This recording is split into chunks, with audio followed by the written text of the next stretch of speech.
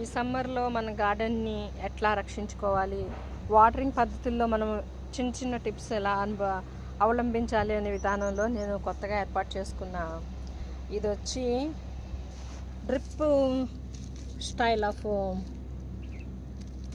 Method అనమాట. ఇలా dripping ఇచ్చుకునేటప్పుడు మనం ఇలా కింద ఒక స్టాండ్ కూడా ఏర్పాటు చేసుకోవాలి, ఐరన్ స్టాండ్.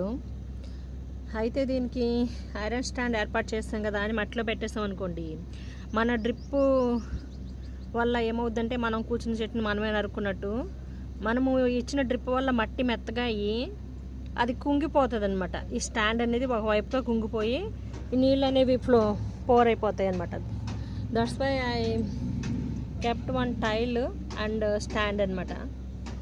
స్టాండ్ కింద ఒక టైల్ పెట్టుకుని దాని కింద దానిపైన మనము ఇట్లాగా ఒక డబ్బా, ఏదైనా మీ దగ్గర ఉన్న డబ్బా, అవైలబుల్గా ఉన్న డబ్బాని ఏర్పాటు చేసుకుని చిన్నది మనకి పొయ్యి మీద చిన్న పినిస్తో చిన్న చిల్లు పెట్టేసుకుని ఏదైనా తాడు లాంటిది పెట్టుకుని ఆ తాడుకి అక్కడ లోపల ముడేసాను చూసారా, అక్కడ నుంచి ఇంకా తాడు అయి బయటకు వెళ్ళిపోకుండా అట్లా ముడేసుకుని ఇలా వాటర్ ఫుల్గా తెచ్చుకున్నాం అనుకోండి, మనం వేసుకున్న నారుకు కానీ ఎక్కువ ఇలా పెద్ద గ్రో బ్యాగ్లో ఉన్న ఇదంతా కూడా మనకి సమ్మర్లో వెట్టగా ఉండే అవకాశం వల్ల మనకి సమ్మర్ వల్ల ఎక్కువ ఎండ అవుతుంది.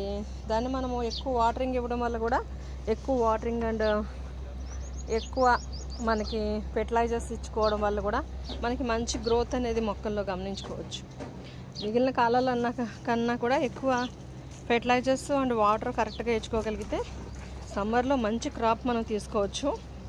అందుకనేసి మనము కంపల్సరీగా వాటరింగ్ విధానంలో చాలా జాగ్రత్తగా కేర్ఫుల్గా ఉండాలి.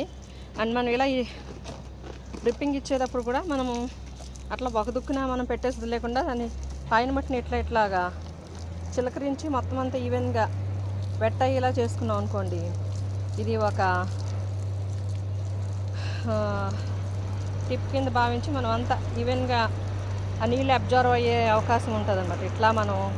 ఇట్లాగా ఫస్ట్ ఇట్లాగ మొత్తం అంతా పైన తడిపేసుకున్నట్లయితే అక్కడ వచ్చి వాటర్ అనేది మొత్తం అంతటికి ఈవెన్గా స్ప్రెడ్ అయ్యే అవకాశంని మనము ఇవ్వచ్చు. ఇది summer tip of the day in our garden. Happy gardening.